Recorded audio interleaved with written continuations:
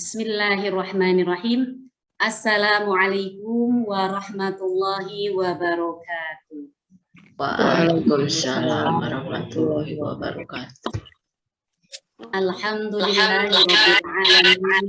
Nahmaduhu wa nasta'inuhu wa nastaghfiruhu wa na'udzu billahi min syururi anfusina wa min sayyiati a'malina may yahdihillahu fala mudilla lahu wa may yudlil fala hadiya lahu. Asyhadu an la ilaha illallah wahdahu la syarikalah wa asyhadu anna Muhammadan abduhu wa rasuluhu alladzi la nabiyya ba'da.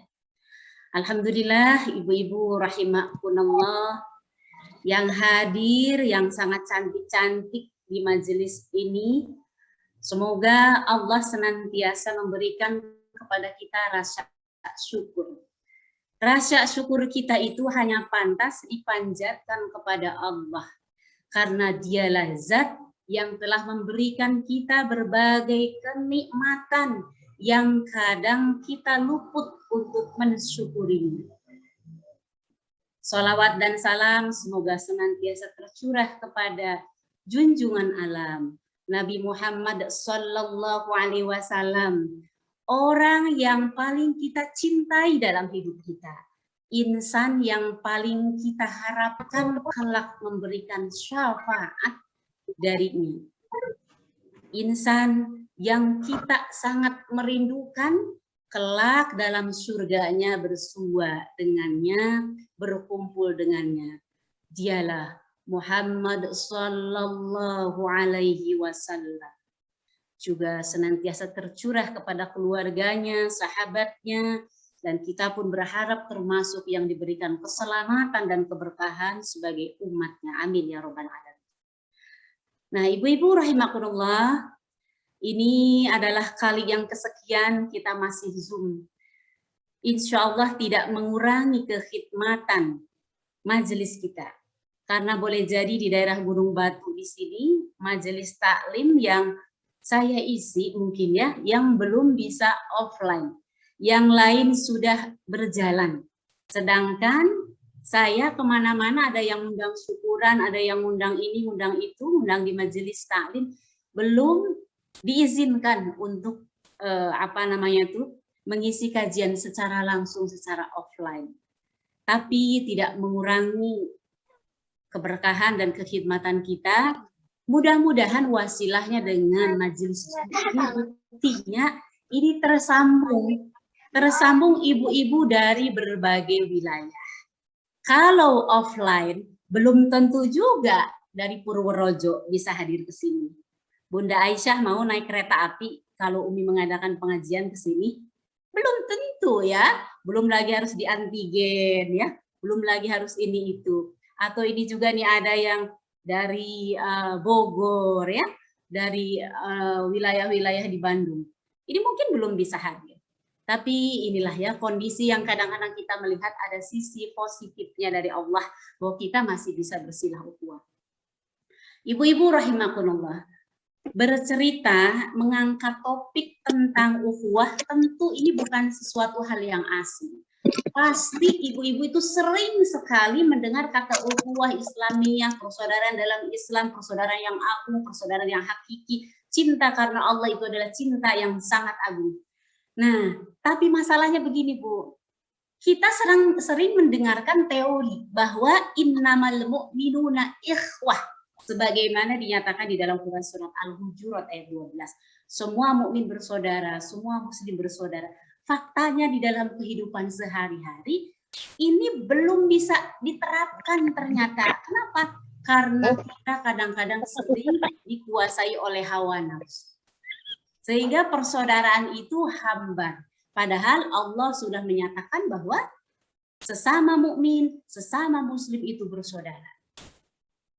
Nah, oleh karena itu apa? Oleh karena itu yang namanya majelis ilmu, majelis zikir, majelis tausiah, salah satu fungsinya adalah mereview kembali, mengecas kembali, menyiram kembali apa-apa yang sebetulnya sudah dinyatakan di dalam Islam, tapi kita sudah luput. Kadang-kadang suka luput. Nah, inilah perlunya yang namanya tausiah. Perlunya watawasau bil haq, watawasau bis sabr. Karena dengan ini kemudian hati kita akan lembut kembali, persaudaraan kita akan senantiasa diingatkan kembali. Kalau kita tidak diingatkan dengan ayat-ayat Allah yang datang lewat ustaz, yang datang lewat ustazah, mungkin lewat kajian di YouTube, dimanapun, kita bakal lempeng, Bu. Hati kita semakin kering, ya. Nah, inilah hari ini kita akan membahas tentang ukhuwah. Ibu-ibu rahimakumullah, persaudaraan kita kenal ada dua macam persaudaraan. Yang pertama, persaudaraan karena nasab, atau bahasa Arab itu nasab, binasab. Karena nasab artinya ada ikatan darah, ada ikatan keluarga. Siapa saja saudara yang karena ikatan nasab? Banyak. Dari mulai adik, kakak, ponakan, bibi, uwa, ke pinggir-pinggir ya, tante, sepupu, kapi. Kalau orang Sunda kan begitu ya, kapi. Banyak sekali saudara. Itu adalah persaudaraan karena nasab. Ibu punya saudara karena nasab? Punya pastinya ya. Emang kita juga saudara, paman kita saudara, bahkan sepupu itu adalah saudara. Nah, yang kedua adalah persaudaraan bukan karena nasab. Tidak ada ikatan darah, tidak ada ikatan nasab, tapi ternyata di dalam Islam bisa kemudian nanti menjadi bab saudara. Saya, Umi, dengan ibu-ibu sekalian, kalau Umi tidak salah melihat nih dari ruang Zoom, nggak ada tuh saudara, misalnya ya, yang sekampung di kampung halaman, dari Majalengka, nggak ada tuh di sini. Tidak ada, bahkan saudara jauh pun nggak ada. Semua ibu-ibu yang hadir di Zoom ini, semuanya adalah batur kalau bahasa Sunda. Menurut kacamata, silsilah. Ibu-ibu itu batur buat Umi. Ibu juga sama, ke Umi juga sama orang lain. Tapi ternyata, tadi kan persaudaraan ibu ya, ada yang karena nasab, ada yang bukan karena nasab. Tapi dua jenis persaudaraan ini bisa menggapai, bisa meraih kemuliaan andai pengikatnya itu adalah akidah. Ya, andai pengikatnya itu adalah takwa. Andai pengikatnya itu adalah lillah, karena Allah.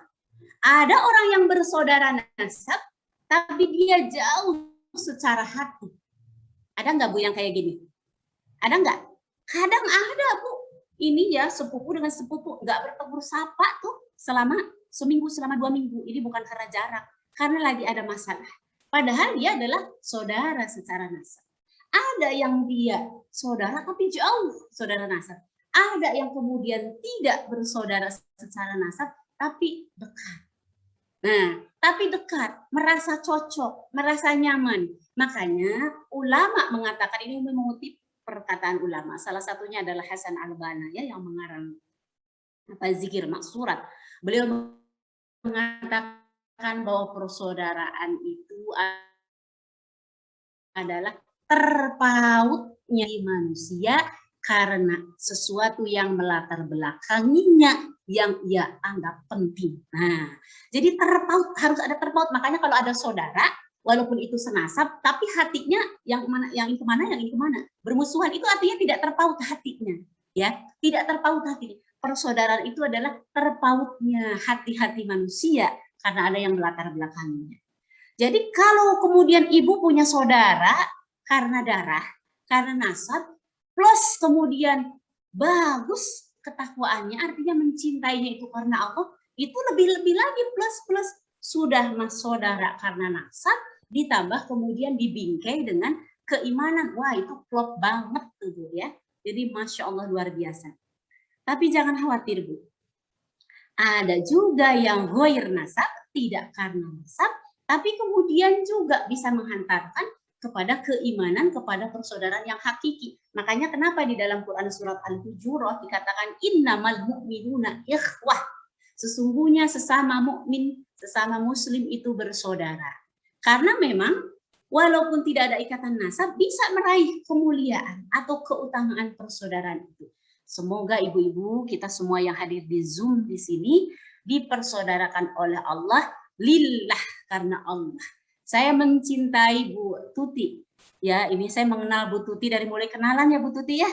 Ujung-ujung klop aja hati deh. Nah, kenapa klop? Ternyata ada visi misi yang sama. Oh, kita mau pengajian. Udah enak ya Bu ya. Nah, nggak bersaudara. Bu Tuti dari mana, Umi dari mana. Begitu pula yang lain ini, ibu-ibu di Baitul Ilmi, di Majelis Taklim Ciwaruga, di Zakaria, di Babakan Cianjur dan sekitarnya, Gunung Batu Raya, semuanya tidak bersaudara. Tapi kenapa ya kalau di pengajian itu rasanya adem, rasanya enak, rasanya apa coba Bu? Karena kita punya hati karena Allah. Nah, ini persaudaraan. Oleh karena itu ibu-ibu rahimakumullah, sebelum menginjak lebih jauh, kita akan mengenal sebetulnya pertemanan, persaudaraan itu berawal dari pertemanan. Kita berbicara yang goir nasab. Kalau yang karena nasab kita sudah pasti, sudah jelas ya. Siapa saja mereka kita sudah tahu. Nah, ada yang kemudian bukan karena nasab, kita berteman. Jadi awalnya persaudaraan itu dari pertemanan.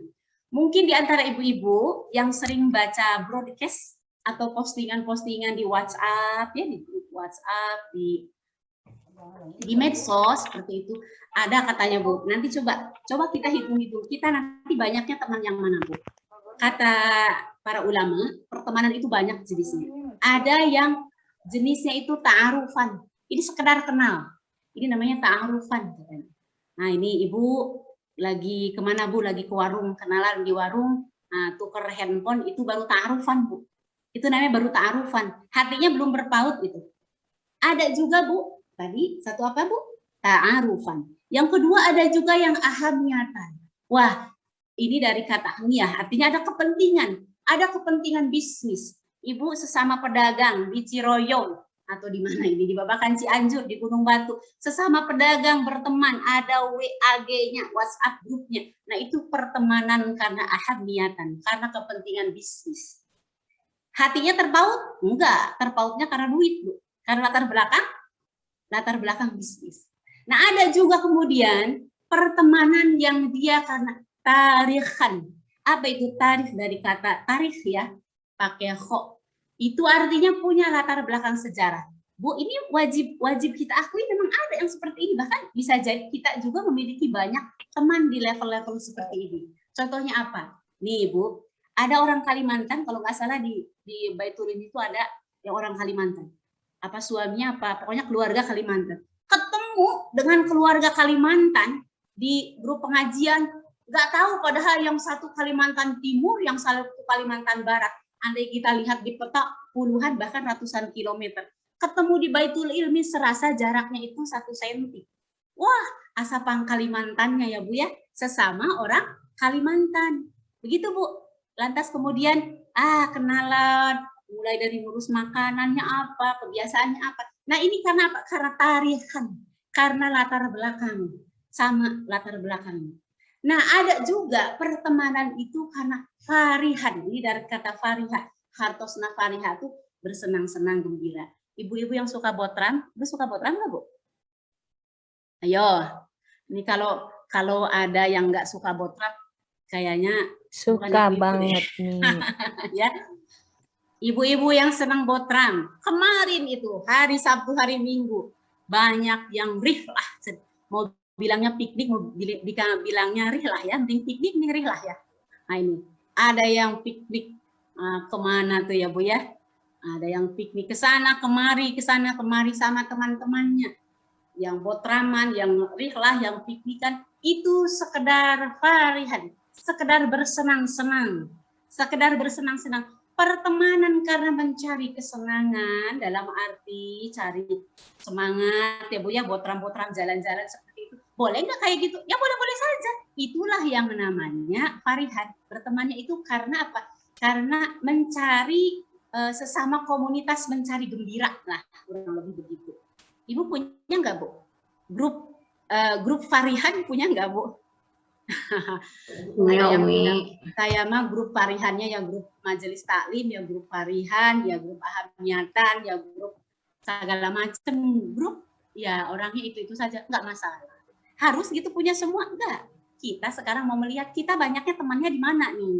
Nah, yang berikutnya, yang keenam, ada juga teman yang kemudian dia sekedar teman tapi sebetulnya dia itu tidak terpaut hatinya sedikit pun karena urusan bisnis, karena urusan apapun. Justru dia adalah aduan. Dia itu bermusuhan. Teman, ongkoh teman tapi musuh. Jadi kalau di depan dia, gitu ya. Nah, di depan itu begitu. Assalamualaikum Bibi. Nah, begitu. Baik, Rama. Kenal namanya juga pertemanan. Tapi begitu di belakang, Mbak Wiwi. Nah itu yang gitu aduan tuh, Bu. Punya nggak teman yang seperti itu? Jangan sampai punya ya, Bu ya. Itu adalah yang dia itu seperti teman, tapi sebetulnya dia di belakang tuh musuhan. Makanya aduun. Adu itu dari bahasa Arab, adu itu adalah musuh. Nah, ibu-ibu rahimakumullah, kata Ibnu Mubarak, yang baik itu adalah yang ketujuh. Siapa dia? Huban lil iman. Dia hubban, dia bersaudara, berteman, saling mencintai, lil iman, maaf, li iman, karena iman. Karena iman. Jadi ada pertemanan yang kemudian karena iman. Nah, Bu, kita kemudian bertanya begini, loh, kan yang namanya persaudaraan juga awalnya dari pertemanan. Awalnya persaudaraan juga bisa jadi dari teman bisnis. Awalnya persaudaraan juga bisa jadi dari teman-teman piknik, main, dan lain-lain. Dari teman arisan dan lain. Betul, Bu. Bisa jadi berawal dari sana. Tapi coba ayo kita arahkan semuanya itu ke nomor 7 setelah didapat ta'arufan. Setelah kita kemudian memiliki teman yang karena itu bersenang-senang. Karena apa, Bu? Karena kata para ulama yang 1 sampai 6 itu musnah di akhirat. Jadi kalau kita banyak teman, nah ini ketika kita lihat get kontak nomor HP kita, kontak kita itu sampai berapa? Maunya berapa, Bu? Kontak kita itu sampai 900. Banyak amat ya, Bu ya. Banyak amat tuh 900. Pas di situ, nah di sini sama Ibu dinamainnya gini, Pasar Baru Ati misalnya gitu ya. Ternyata itu teman ke Pasar Baru. Nah, gitu. Itu jadi ada teman bisnis, ada teman ini, sampai ada kodenya. Ini kode-kode dari pertemanan. Nah ini misalnya ya di sini ada Botram Ibu X, oh teman Botram. Sampai 900 nomor kontak. Nah Ibu, ternyata yang akan bersama-sama sampai akhirat itu hanyalah yang li iman tadi, karena iman. Ya, maka rugi Bu kalau kita banyak teman, get kontak kita itu banyak, kontak kita banyak, tapi kemudian semuanya tidak berarti apa-apa, tidak menambah fadhil keutamaan kita di sisi Allah. Nah, tidak menambah keutamaan kita di sisi Allah. Oleh karena itu ibu-ibu mari kita dicek diri kita seberapa banyak teman kita. Boleh nanti dari pulang dari sini kita lihat kontak kita ya di HP ya. Wah, Umi bikin status, ternyata dilihat oleh 201 orang. Alhamdulillah banyak nih. Sombong tuh ya Bu ya? Banyak. Belum tentu itu yang melihat itu adalah karena iman. Bisa jadi Bu, lagi ngeceng-ngeceng apa, lagi lihat apa. Nah, mari kita cek ya, apakah pertemanan kita itu karena Allah ada sisi keimanan di sana yang melandasinya atau hanya sekedar teman. Kalau hanya sekedar teman, pasti akan fana sampai dunia saja. Memangnya kalau berteman sampai akhirat? Kalau berteman sampai akhirat itu akan abadi. Nah, ibu-ibu rahimakumullah, itu jenis-jenis pertemanan yang nanti kita arahkan semuanya supaya kita kemudian memiliki teman karena iman, persaudaraan karena iman. Baik itu yang karena nasab maupun yang bukan karena nasab, andaikan ini menghantarkan kepada persaudaraan karena Allah. Nih, persaudaraan karena Allah, maka manfaatnya itu bisa didapatkan. Kalau manfaat dalam bahasa fikih itu bukan berarti manfaat dalam arti materi ya, tapi ini fadhil, keutamaan. Keutamaannya pertama, di dunia dia bakal berkah. Berkah, Bu. Berkah, bahagia, senang dan lain-lain. Ini di dunia, Bu. Kalau punya persaudaraan atas dasar iman, baik itu karena nasab maupun bukan karena nasab. Buktinya apa? Buktinya begini, Bu. Kalau kita dengan saudara ini yang senasab dulu, Bu. Dengan saudara yang senasab, kita kemudian paham sama-sama agama. Dalam arti sama-sama agama itu berakhlak baik, menjunjung tinggi budi pekerti yang luhur, berdasarkan agama, sama-sama suka sholat dan seterusnya. Kan bikin nyaman ya Bu ya. Itu yang dikatakan barokah. Itu yang namanya bikin bahagia. Kita punya teman yang bukan karena nasab tadi, tapi kemudian suka ngajak ngaji bareng ya. Ketika kita sulit, kemudian ditolong, kita bisa curhat, ini curhatnya bukan mau gibah ya. Kita mau apapun dia siap menolong. Nah, ini yang namanya pertemanan seperti ini yang dikatakan bahwa pertemanan, persaudaraan kalau kemudian karena iman, ini mengarahnya kepada apa, Bu? Mewujudkan keberkahan, kebahagiaan yang luar biasa buat kita. Saya senang di antara ibu-ibu ya, jamaah sekalian yang Umi cintai, yang dimanapun pengajian itu berada ya. Kalau ada ibu-ibu pengajian itu lalayet, Bu ya. Aduh ya Allah, satu sama lain saling pengertian, sesekali botram ya nggak apa-apa, itu kan bumbunya ya Bu ya. Tapi hatinya adem gitu, saling mengingatkan ketika sakit dikunjungi, ditanya kabarnya, di grup didoakan, itu salah satu bentuk dari apa istilahnya buah-buah dari persaudaraan Islam, barokah. Itu kalau tadi diarahkannya kepada iman, karena iman kepada Allah. Nah, yang kedua di akhirat, tadi di dunia udah pasti bahagia.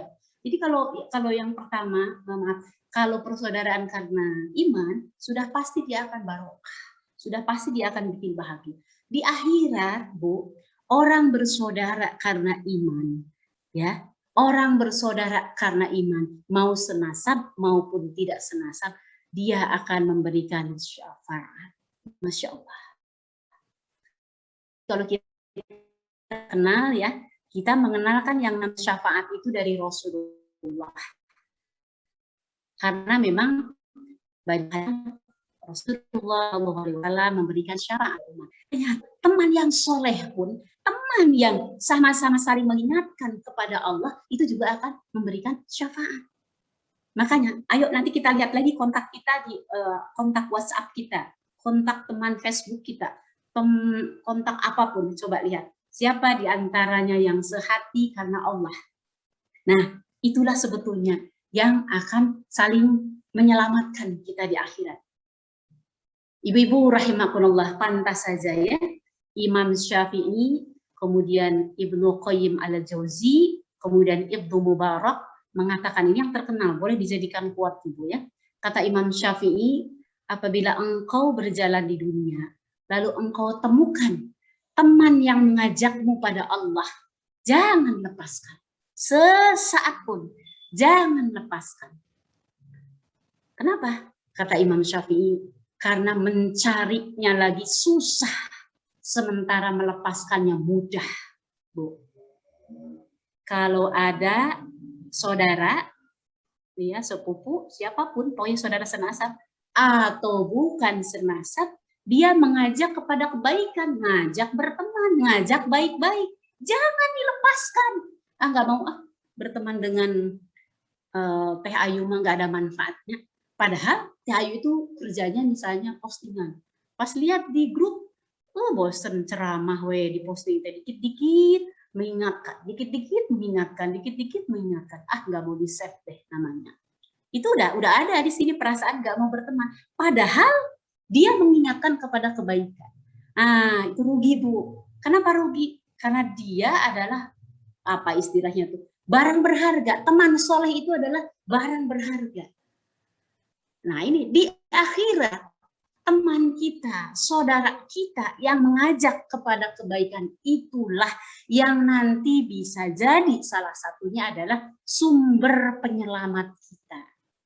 Karena di dalam hadis dikatakan bahwa nanti kelak di yaumil akhir, ketika hisab itu sudah berakhir, yaumil jaza itu sudah diputuskan, ketok palu, surga neraka sudah ada penghuninya, maka orang-orang kemudian mencari dari setiap yang dilihatnya orang yang dikenalnya. Ketika tidak ada yang dikenalnya, dia mengatakan kepada Allah, ya Allah, di mana fulana? Di mana si Ibu Anu?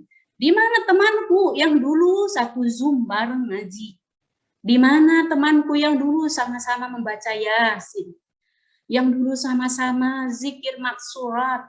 Yang dulu sama-sama mengkaji Islam kafah? Yang dulu sama-sama membuka Al-Quran? Yang dulu sama-sama melangkah kaki mau ke pengajian sampai kita kehujanan. Di mana dia ya Allah? Apa kemudian jawab Allah? Panggillah teman. Siapa yang kau cari? Lihatlah barangkali ada di neraka.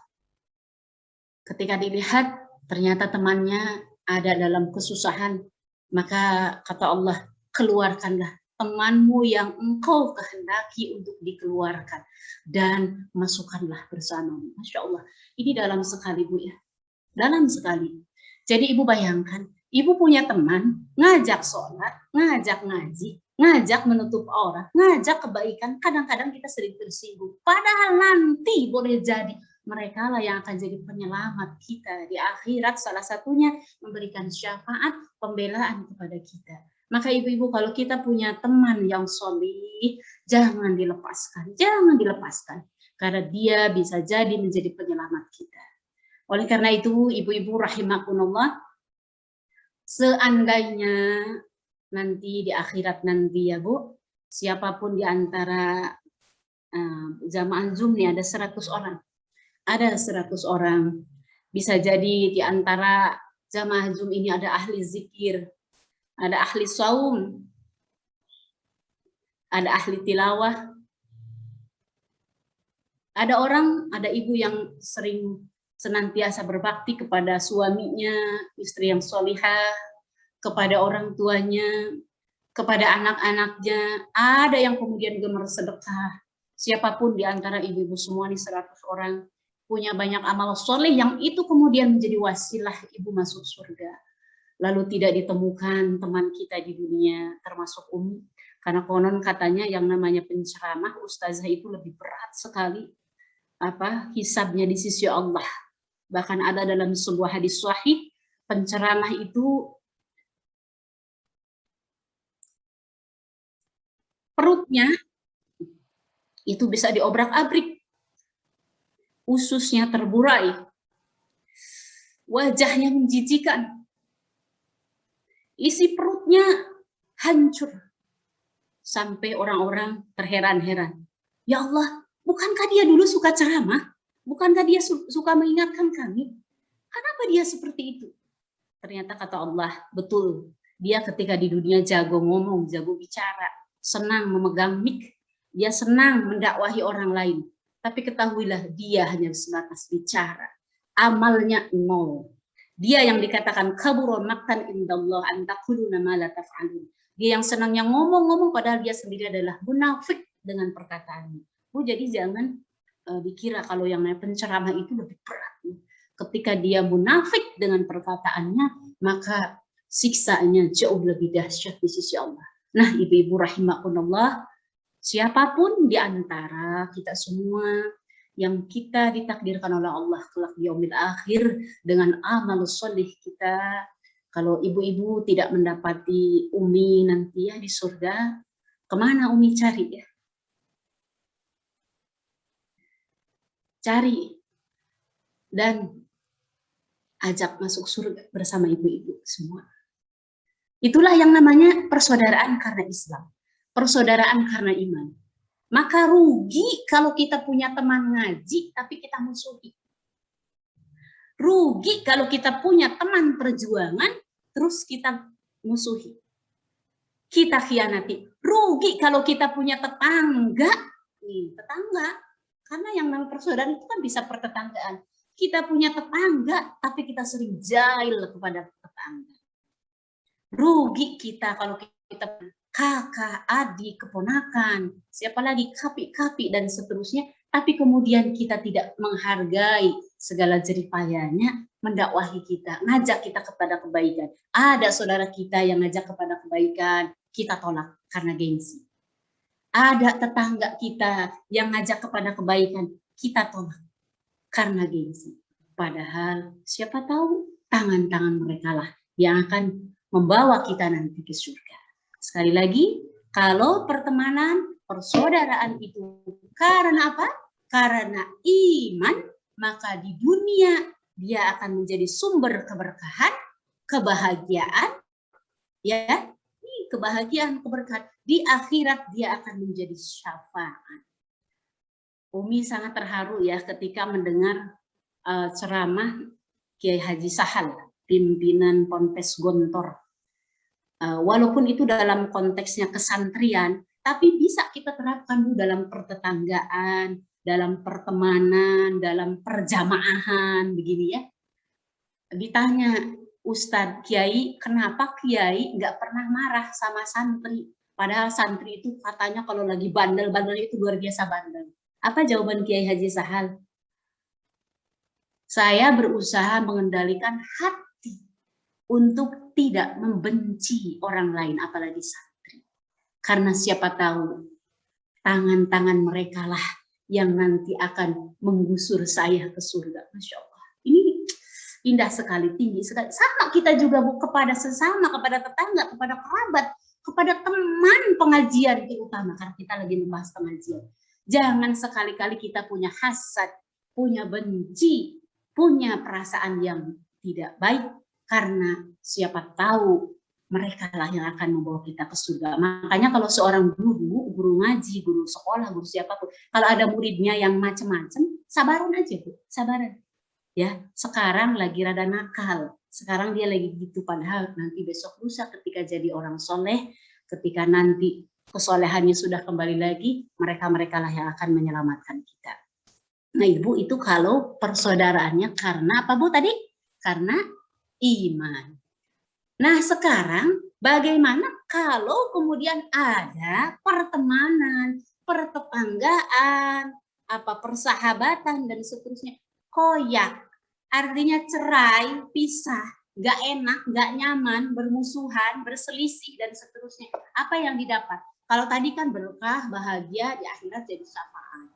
Nah, kalau ada yang kayak gini nih Bu ya, tetangga nggak pernah akur, persaudaraan nggak akur, teman sih teman ngaji, tapi hatinya yang ini kemana, yang ini kemana. Atau tadi ya, tipenya yang tipe aduan, dia bersama-sama, tapi sebetulnya teman makan pagar, pagar makan teman. Lupa ya, istilah begitu ya. Dia teman, tapi kemudian khianat, hati-hati dong Bu. Ini hadisnya sahih sekali ya. Dikatakan di dalam hadis riwayat Bukhari Muslim ini. Ini hadis yang sangat kita kenal dari dari Abu Hurairah radhiyallahu anhu. Jadi kata Rasulullah ini ceritanya bersabda bahwasanya yang namanya manusia itu katanya tu'radul a'malu, akan dilaporkan amal-amalnya itu ya. Kapan dilaporkan amal-amalnya itu? Fikuli isnaini, setiap hari Senin. Berarti sekarang ya Bu ya, betul? Nah, wal khamis, dan hari Kamis. Ini kata Allah loh Bu ya. Jadi di dalam hadis itu dikatakan akan dilaporkan amal itu, yang namanya amal perbuatan kita itu fikuli isnaini, setiap hari Senin, wa khamis, dan setiap hari Kamis. Nah, ini ibu-ibu hati-hati, makanya jaga nih perasaan kita, jaga pertemanan, pertetanggaan kita tiap hari Senin dan Kamis. Tapi bukan berarti hari Selasa berantem ya Bu ya. Karena di sini memang ada kata-kata isnaini wa khamis, setiap hari Senin dan Kamis. Nah, katanya fayaghfirullahu, maka Allah akan yaghfiru, akan mengampuni. Siapa mengampuni siapa? Mengampuni setiap dosa orang tersebut di hari Senin dan Kamis. Nah, selama apa? La yusyriku billah, selama dia tidak bersekutu atau menyekutukan Allah. Jadi selama dia bukan tukang dukun Bu. Nih Bu, jadi kenapa suka jadi prasyarat yang namanya la yusyrik billah, selama dia tidak berserikat atau tidak musyrik kepada Allah. Kalau kita musyrik kepada Allah, udah rusak tuh amal, semua tuh rusak. Nah, ini katanya kalau kemudian tidak menyekutukan Allah, dia diampuni oleh Allah setiap hari Senin dan Kamis. Illa imro'an, kecuali katanya orang yang, siapa dia?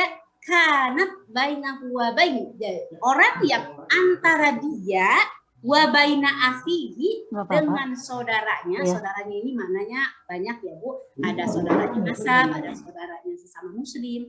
Yang dia kemudian di sana itu ada sahnan, ada perselisihan. Fayuqalu, katanya, maka dikatakan kepada malaikat, apa Bu? Diperintah Allah nih, pakai fiilnya fiil amr. Kata perintah kepada malaikat, katanya, utruku, malaikat, tinggalkan tuh si Anu dengan si Anu, tinggalkan. utruku hadaini, keduanya nih yang lagi berselisih, apakah itu antara adik kakak, antara tetangga A dengan B, antara teman pengajian, antara pertetanggaan dan seterusnya, hatta yasqaliha, hingga mereka itu, yasqaliha ini pakai alif menunjukkan mereka berdua, yasqaliha, hingga keduanya itu berislah. Kebayang Bu, rusaknya amal puasa kita kalau kita puasa hari ini sementara kita punya musuh, percuma Bu puasa juga, rusak amalnya. Kita rajin sholat, rajin ngaji, tapi ternyata banyak yang dimusuhi sama kita, yang dihasadi, yang diiriki, yang didengki, yang berselisih dengan kita, percuma Bu, karena amal kita menjadi rusak. Bahkan untuk sekedar mengampuni saja oleh Allah ditangguhkan diampuninya itu. Kebayang Bu, setiap hari Senin dan Kamis ditangguhkan pengampunan dari Allah gara-gara kita masih punya musuh, gara-gara kita masih berselisih dengan si A, si B, si C. Ini dikatakannya apa? Hatta yasqaliha, hingga keduanya itu berislah. Jadi ayo kita cek lagi, apa kita lagi selisih dengan anakkah, dengan adik kakak kah, dengan tetangga kita kah, dengan teman kita, sahabat kita, teman ngaji kita, ada tidak? Ada nggak Bu? Ada. Wah, ada Bu. Ini ada yang bilang ada nih. Ada. Ayo, mau nggak kita diampuni sama Allah? Atau kita mau ditangguhkan pengampunan? Kalau mau ditangguhkan, sok mangga, gera pelihara eta perselisihan. Ya, kita tidak tahu kapan kita diambil sama Allah. Bayangkan Bu, kita diambil sama Allah dalam keadaan kita patut enak-enak jembatur. Apa Bu? Mana mungkin kita dikatakan husnul khatimah, karena Allah menangguhkan pengampunannya. Bahkan di dalam hadis lain, ini masih hadis sahih, hadisnya ini yang ini dari Anas. Dikatakan apa? Wala yahillu lil muslim. Tidak halal artinya haram. Kalau wala yahillu berarti tidak halal artinya haram. Ya. Li muslim katanya ayah juro, yang dia itu membiarkan, apa ini membiarkan, yahjuro ini dari kata hajar, membiarkan, mendiamkan, mengabaikan, menselisihkan, intinya begitu ya. Akhohu, saudaranya, fauqo salasin, di atas 3 hari. Nah, jadi kalau ada yang gak bertegur sapa, ibu sama suami sering ya yang suka ada bilang, Umi gimana kalau sama suami kehel atau udah ke suami teh.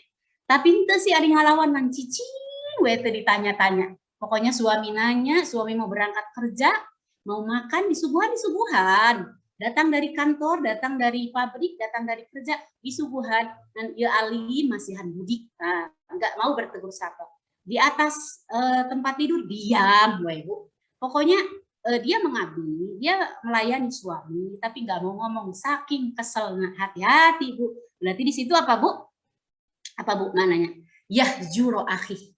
Karena kan suaminya itu jadi akhi, ya jadi saudara. Berarti dia mendiamkan suaminya, ya mendiamkan suaminya. Maka apa Bu tadi? Berarti dia statusnya dalam keharaman. Dalam haram artinya apa? Haram itu berarti kalau melakukan dosa. Nah, makanya hati-hati nih yang suka berselisih dengan siapapun ini. Tapi boleh nggak Mi kan di sana fauqo salasin, di atas 3 hari. Berarti kalau 2 hari boleh ya. Nah, nanti udah menjelang 3 hari baikan. Ya enggak, berarti dia selama tidak baikan, dia tidak ada dalam pengampunan Allah. Nah, ngeri lah Bu ya kalau baca-baca tentang persaudaraan, tentang rusaknya amal gara-gara jelek dengan orang itu. Ya Allah, bikin istighfar tuh, pikir-pikir pantesan mungkin Allah tuh banyak menangguhkan amal-amal kita karena rusaknya amal-amal kita, berhubung kita itu sering penyakit hati sama orang lain. Betul nggak Bu? Hai, betul nggak Bu? Nah, rupanya Umi saja yang bermasalah ini. Betul. Rupanya Umi saja ini yang bermasalah. Nah, ibu-ibu rahimakumullah, kesimpulannya ini dari yang poin 2, kalau tadi yang persaudaraannya iman, dia di dunia barokah, bahagia, ya. Kalau di akhiratnya nanti tadi dikatakan dapatkan syafaat dari saudaranya. Sementara yang bermusuhan, yang tidak bersaudara karena iman, ternyata apa Bu? Tidak diampuni oleh Allah, dan yang kedua adalah rusak amal. Rusak amal Bu. Artinya rusak amal itu apa Bu? Kalaulah amal itu bulat 100, maka dengan dia berselisih, dia dengan bertengkar, maka tidak bulat pahalanya. Dia tidak bulat pahalanya, artinya rusak, fasik dia. Nah itu ibu-ibu rahimakumullah persaudaraan. Oleh karena itu, dah kita teh gimana atuh yaumiyah? Separuh dari jiwa kita itu kadang-kadang diganggu oleh syaitan, diganggu oleh hawa nafsu, termasuk Umi juga sama. Lantas bagaimana supaya kita ini, ibu-ibu rahimakumullah, bersih hatinya di dalam bersahabat, bersih hatinya dalam berteman, bersih hatinya dalam berjamaah di pengajian, bersih hatinya ketika kita bertetangga, ketika kita bermasyarakat. Tentu kalaulah kita mencari sebersih-bersihnya hati, seperti halnya bedanya, ini seperti ini. Baju putih, ini kan baju putih. Kenapa ibu-ibu sama Umi disuruh pakai, kalau bisa kata Umi ya, pakai baju hitam dan baju putih. Nah, ini ada ceritanya, ada simbolnya dengan bahasan ini. Kalau putih, ya, di sini berarti kita itu dalam keadaan abjad, dalam keadaan suci. Ini menunjukkan bahwa betapa kalau pakaian kita putih, kena kotoran itu akan terlihat. Nah, sementara hitam bukan berarti menunjukkan ibu-ibu pada kotor, bukan, ya bukan. Artinya apa? Kalau hati kita hitam, berarti itu menunjukkan terlalu banyaknya noktah-noktah. Setiap seseorang itu berdosa sama Allah, nanti dikasih titik di dalam hati itu. Itu ada di dalam Quran, di dalam tafsir Ibnu Katsir. Dia berbuat dosa lagi, kasih lagi nokta, kasih lagi titik, kasih lagi titik. Semakin banyak dia dosa, semakin banyak titiknya. Nggak dicuci-cuci itu hatinya, nggak diistighfari, nggak ditobati, nggak dikafarati, nggak dibersihkan. Semakin lama si titik yang banyak, kemudian dia bakal jadi karatan. Nah itu yang dikatakan ketika karatan, sawaun alaihim a'andartahum am lam tundirhum la yu'minun. Orang yang sudah karatan hatinya, terlalu banyak hitamnya, terlalu banyak jelek hati ke orang lain, lama-kelamaan karatan. Ketika karatan, maka kata Al-Quran, sawaun, sama saja. A'andartahum, engkau beri peringatan dia, ya, ataupun engkau tidak peringatan dia, sama saja, la yu'minun, tidak akan beriman. Maka jangan heran Bu, kalau ada kelompok manusia di antara kita aneh, ya, mendengar azan tiis, mendengar pengajian tiis, ada orang rame-rame ke pengajian nggak tertarik, ada Al-Quran dibiarkan saja, ada tausiah yang orang bikin rindu, bikin ingin mendengarkan, dia dingin-dingin saja. Itu karena sudah karatan. Masya Allah, innalillahi ya. Ketika sudah karatan itu, maka sulit sekali cahaya hidayah itu nembus. Sama dengan hati kita, andaikan hati kita itu banyak jelek kepada orang lain, tidak banyak lapang dada, maka sulit sekali dibetulin lagi saking sudah karatan.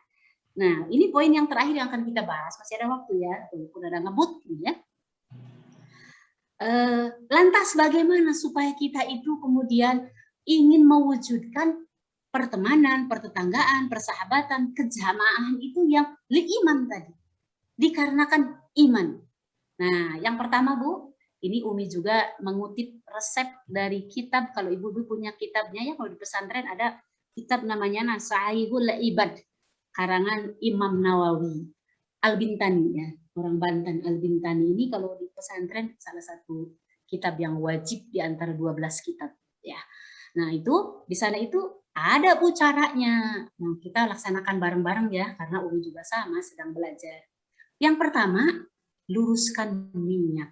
Jadi ketika kita berteman, termasuk ketika ibu-ibu gabung ke pengajian, ketika ibu-ibu gabung ke komunitas, luruskan niat. Kenapa urusan niat ini menjadi pertama ya?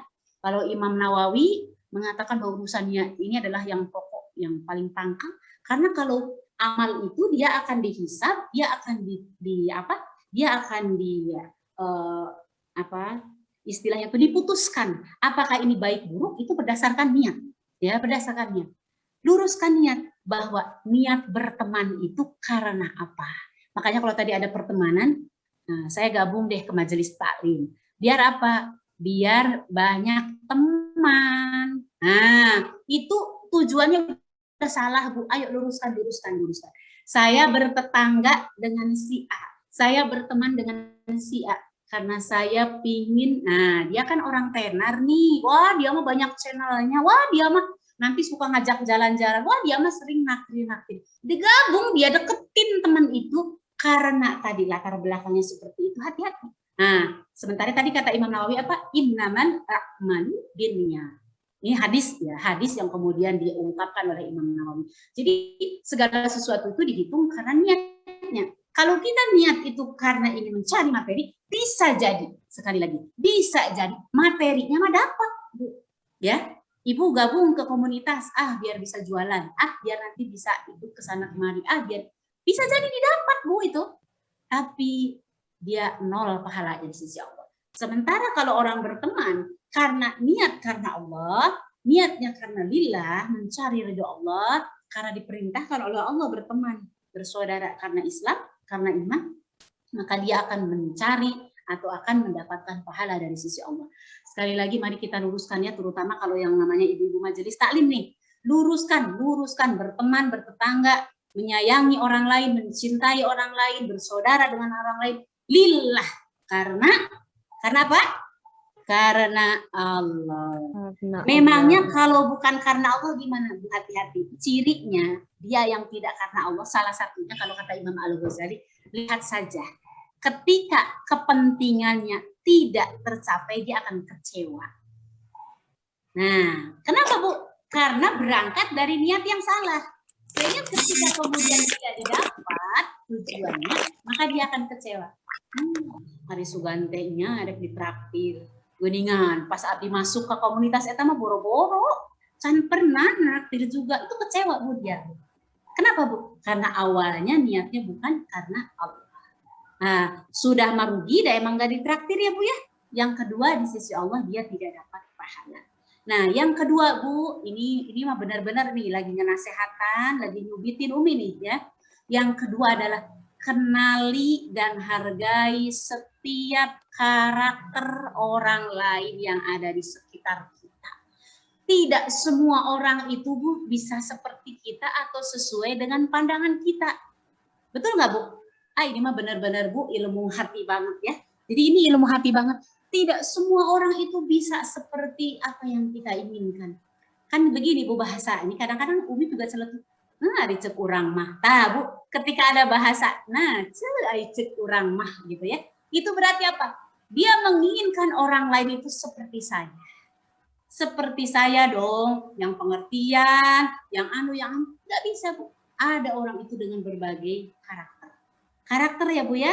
Dan ini adalah sebagai lahan dakwah. Justru di sini lahannya huban lil iman itu, mencintai karena iman, karena dengan demikian kita akan mengingatkan teman. Ya. Nah, ini kadang-kadang dalam tetangga juga begitu Bu. Aduh, ini istighfar banget nih ya. Bu, kalau kita sudah jelek hati ke orang lain, apa yang dilakukan oleh ibu? Ya. Nah, kalau Umi ini udah sekian lama praktekan, pegang tasbih, istighfar 100 kali Bu. Semoga itu kalau belum diucapkan ya Bu ya. Kalau sudah diucapkan wajib apa Bu? Wajib apa Bu? Wajib minta maaf.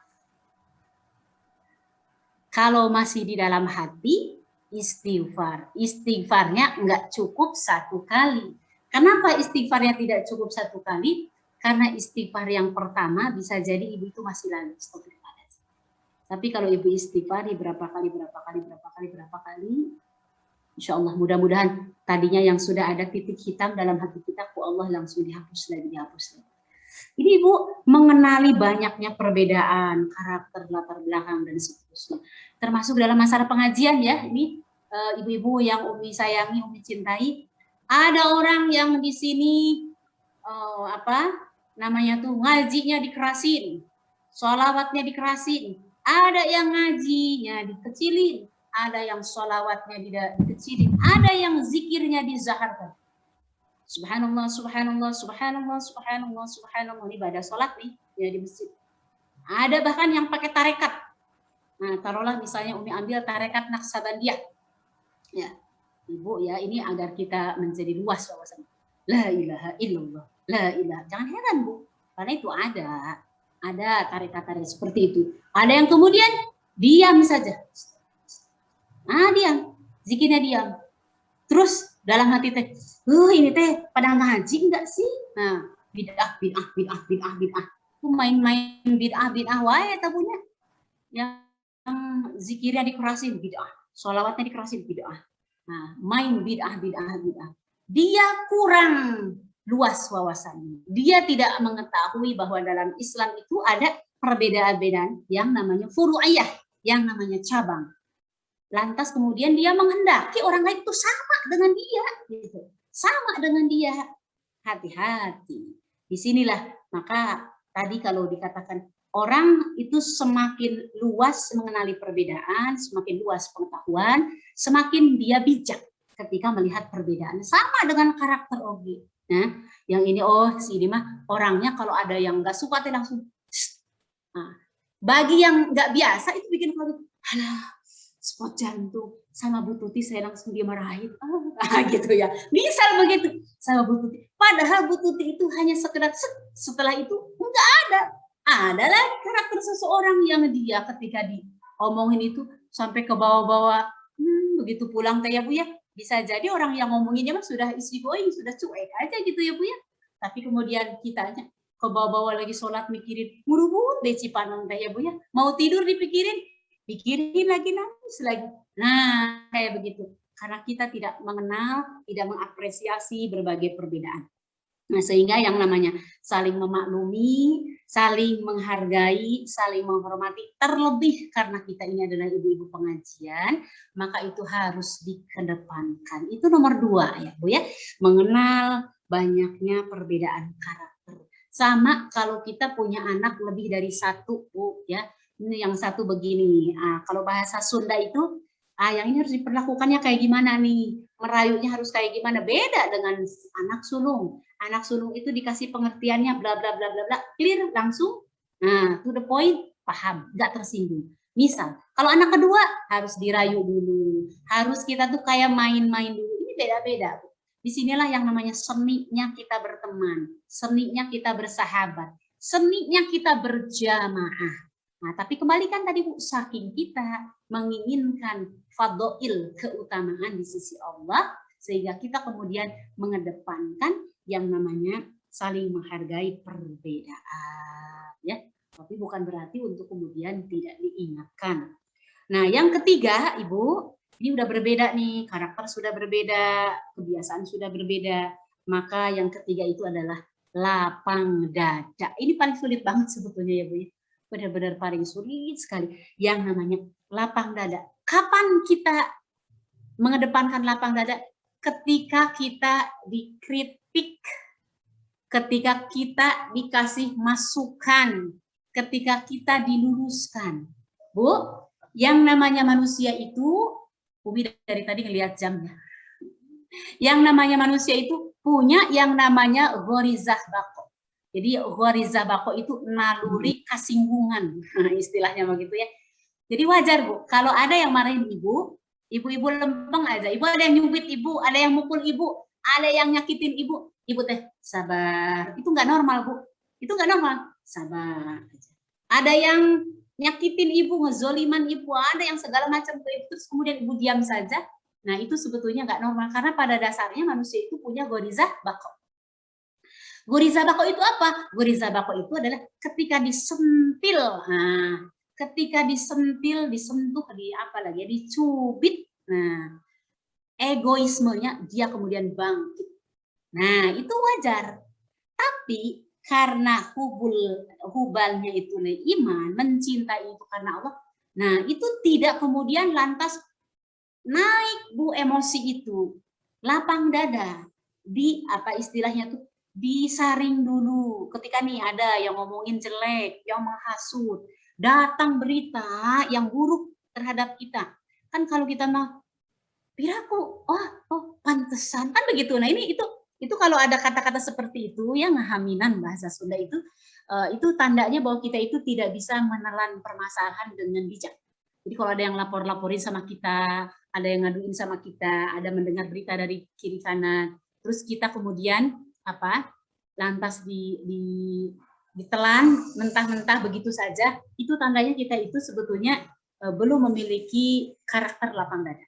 Ya, tidak ada baiknya, kan disebutkan di dalam Quran surat Al-Hujurat juga ya. Idza jaa, apabila datang kepadamu siapa? Fasikun binaba'in, datang orang yang fasik binaba'in, membawa berita, maka kata Allah fatabayyanu, maka tabayun. Nah, jadi jangan langsung naik. Ini yang namanya lapang dada itu luar biasa ya. Khalifah Umar bin Khattab, salah seorang sahabat Rasulullah. Beliau ini punya karakternya keras, pemberani, dikit-dikit bisa mengeluarkan pedang. Ini karena karakter orang Arab juga ya pada waktu itu. Tapi kalau dia dikritik, ada yang mengkritik ketika dikatakan, wahai khalifah, nah wahai khalifah, aku ingin memberikan masukan kepadamu. Ini rakyat loh, yang memberikan masukannya rakyat. Nah, khalifah itu hatinya hanif, kenapa? Karena mencintai rakyat itu karena iman. Padahal karakter Umar itu terkenal sangat beringas, sangat pemberani, sangat tegas. Tapi ketika mau dikritik, dia simpan. Egonya itu dia simpan, dia letakkan, dia dengarkan.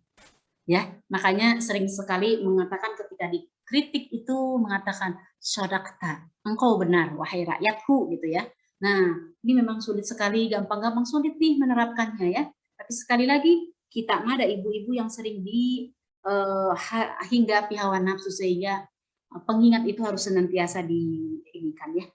Nah, ibu-ibu, kalau kita tidak lapang dada, ya ini fatal sekali akibatnya. Kalau kita tidak lapang dada, kalau kita tidak saling menghargai perbedaan, maka yang ada itu nanti kita akan memiliki 3 sifat utama syaitan.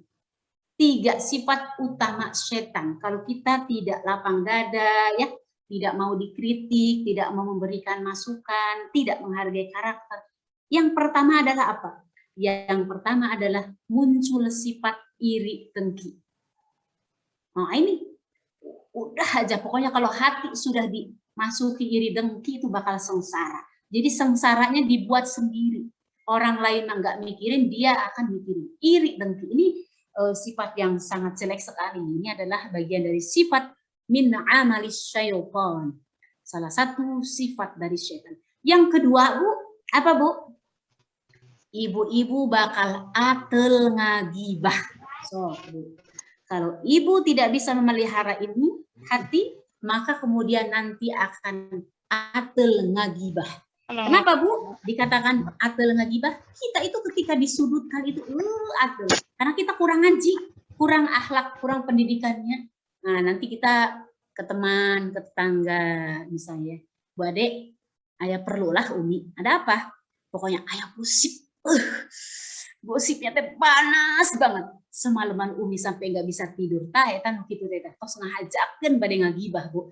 Baben nawaitu nawae tos dihitung berlipat-lipat dosanya. Ketika kemudian menggibah tanpa alasan, hanya untuk ngomongin, menjelekan orang lain, bukan untuk mencari apapun kebaikan yang didapat, maka hati-hati ibu-ibu rahimakumullah, disitulah setan itu bermain. Hati-hati. Apa Bu? Diibaratkannya di dalam Quran surat Al-Hujurat, orang yang menggibah saudaranya sama dengan memakan bangkai saudaranya. Nauzubillah. Itu kayak kasus, maaf nih ya, Sumanto. Mau ibu dikatakan Sumanti? Tentu tidak mau ya.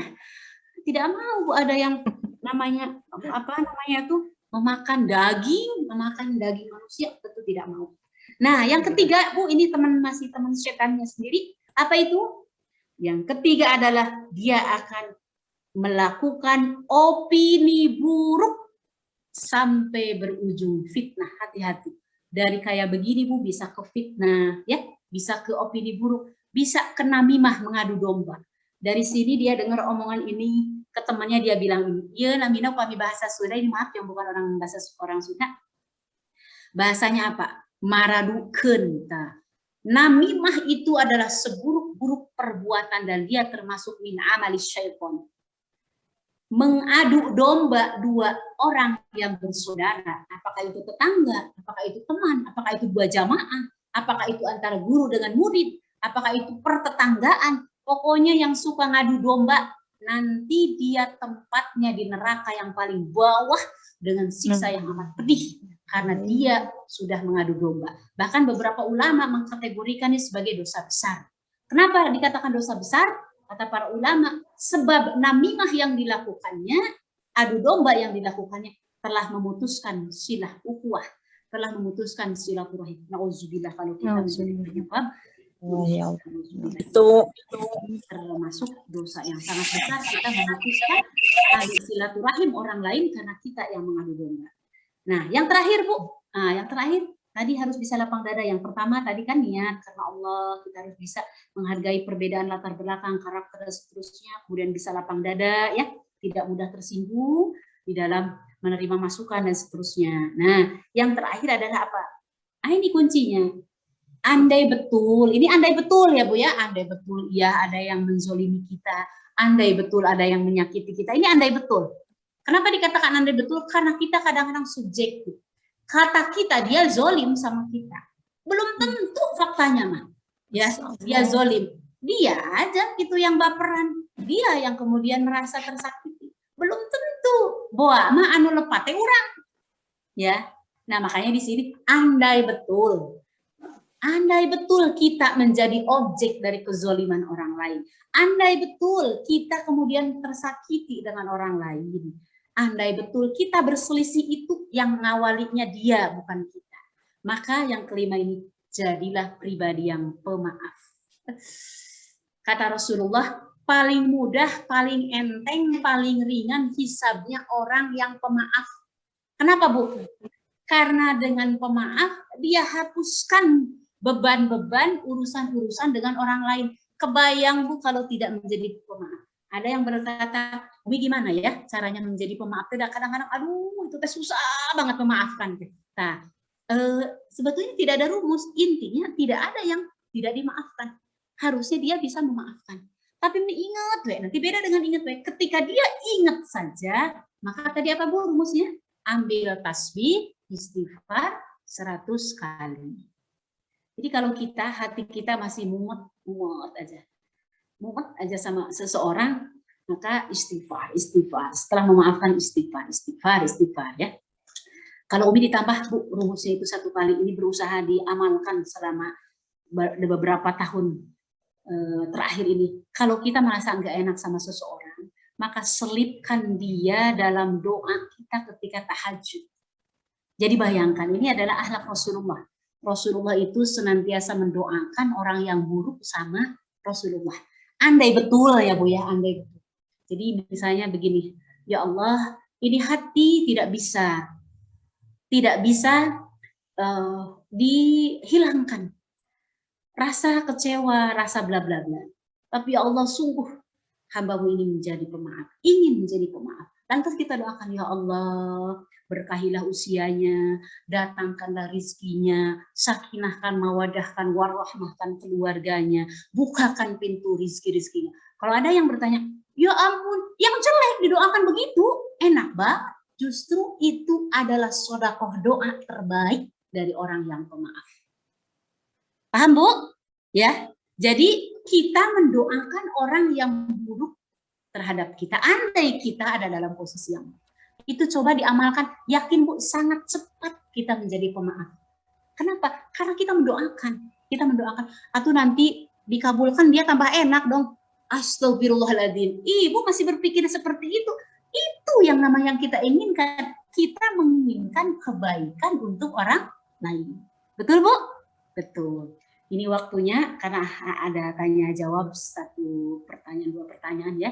Jadi kesimpulan nih, mau dikesimpulankan, persaudaraan karena Allah, baik itu karena nasab maupun ghairi nasab, dia akan memberikan kebahagiaan, keberkahan di dalam kehidupan dunianya dan akan menjadi pertolongan nanti di akhirat. Sebaliknya, yang aduhun, yang bermusuhan, dia akan menjadi penghalang dari diampuninya dosa-dosanya oleh Allah dan menjadi perusak amal. Nah, catat, perusak amal. Dia merasa baik di dunia, pada sesungguhnya di sisi Allah nol pahalanya, rusak pahalanya. Digerogoti apa? Digerogoti penyakit baper, penyakit iri, penyakit hasad. Nah, itu saja.